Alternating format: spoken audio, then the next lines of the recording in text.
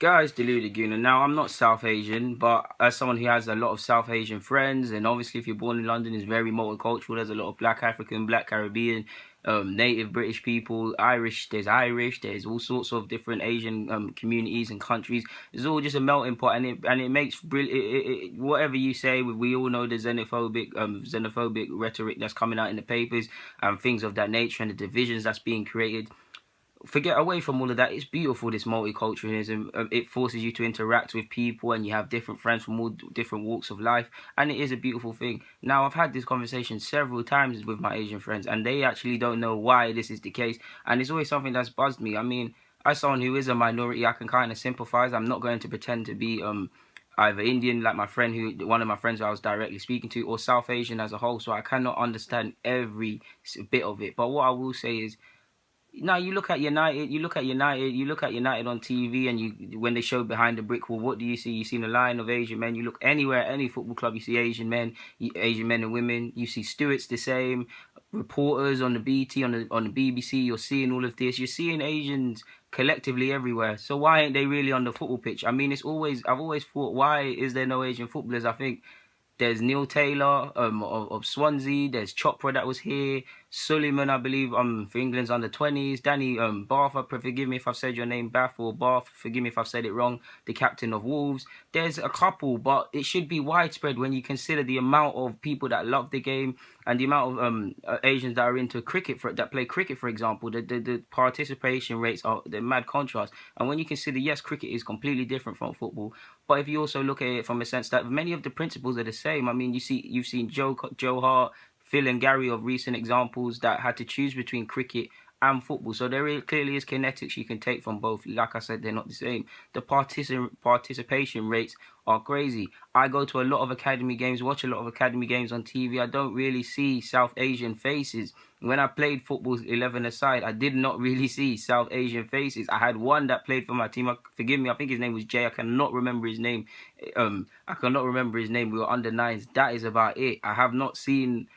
Yeah, but when I went back to school on the Monday after that Sunday, I'm talking about football with my Asian friends. Oh, United, you lot are rubbish, blah, blah, blah. Spurs, blah, blah, blah. Arsenal, they're talking their nonsense. So it's always got to me, and I was thinking, it doesn't make sense, because I've seen a lot of quality Asian footballers. Like, there's a lot of quality. I know one that plays, he didn't make it, so he doesn't play now, but he'll nutmeg you just like that. Obviously, he has to hold a kick for that. But there's some real good Asian footballers, and for such a... For let's take India, for example, 1 billion people. Yes, there's not 1 billion people, 1 billion Indians in England, but just because there's 1 billion in India, a lot of them clearly migrate to England and have set up businesses and set up shops and set up livelihoods and things like that. And when you consider that, and then the football participation rate, a nation of 1 billion people with a couple expats, there should at least be one Asian footballer in the Premier League of significance. I'm no disrespect to Neil Taylor and that. What I mean by, he plays for Wales as well, no disrespect. But what I mean by that is a real talisman, a real hero, a real someone that they can look up to, in the sense that I'm sure many people, you older fans that were looking, that are old enough to remember the first English black player.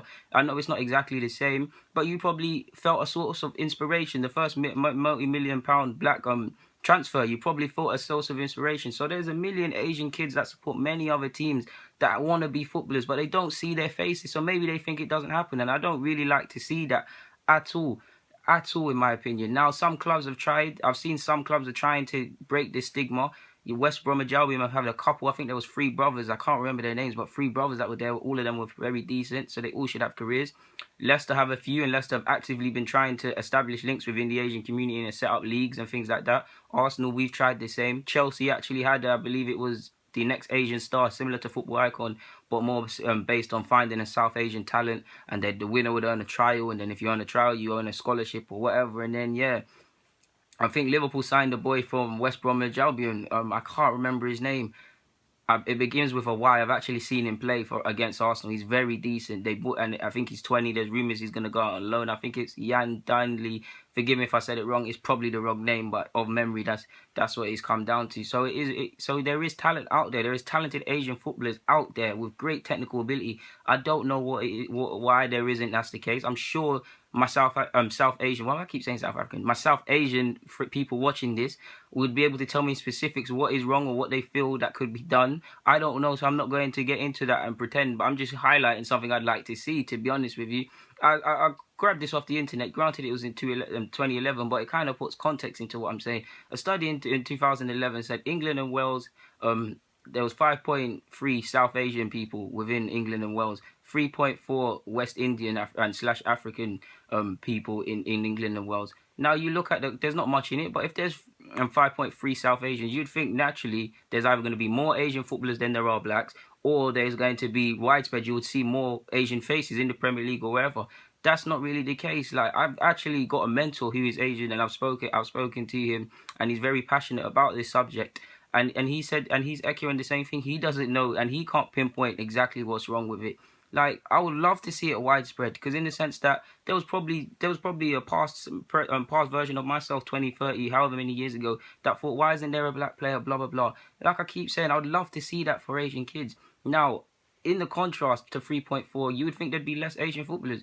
I mean, less black footballers than there are Asians. But now I'm looking at, of memory, okay, we know we have problems with the manager and black managers. That's another episode for you guys. But you could say Sterling, Jordan Ibe, I don't know why, but he came to my head. Jermaine Defoe, all of these guys, you could bring them off the tongue. I'm sure you guys got your own. But now when you say Asian footballers, or South Asian specifically, you have to actually think about it, or be like, oh yeah, that shouldn't be it. White, black, Asian, there should be a lot of them widespread. I want to see South Asians playing for England and things like that. Because like I said, I'm a big fan of football being inclusive, football bringing people in, and football can save a lot of people. Now again, I don't know what the problem is specifically. Like, it's either those who want to tackle well, for those that want to tackle this sort of stuff, like myself, to talk with people from the South Asian community and some people from both the professional game and get their perspective as to what exactly is wrong. Because no one can tell me there's not Asian footballers out there that are not good enough, and people can leave that silly stereotype that Asian parents tend to push their kids into more serious vocations and don't really consider football a serious job or anything serious, and they push them into accountancy, law and things of that nature. That is boring. That is a next retired and retarded view. I mean, yeah, you could claim there's some truth to that, but the same could not only be said for South Asian parents, but for every damn parent. I mean, what parent realistically isn't going to say you have to do your schoolwork or push academically as well as on the sporting front because the football thing looks a bit iffy because of many different reasons as to make becoming a footballer? I don't agree with that. I would love, if any of you guys are Asian or South Asian, Asian as a whole, East or South, I'd love for you guys to get into my comments, because it's not just about South Asian, it's also East Asian as well. But that's for another episode. Guys, Deluded Goon, I'm signing out. I don't really know the purpose of this. Like I said, I'm not going to pretend to know more about it, and I can't understand it all because I'm not South Asian, but it does bug me, guys. Deluded Gooner, I'm signing out. Thank you for watching. Like I said, don't know the point of this.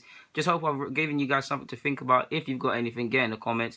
Don't forget to ask me questions for my Q&A. And don't forget to subscribe, like, share, do it all, man.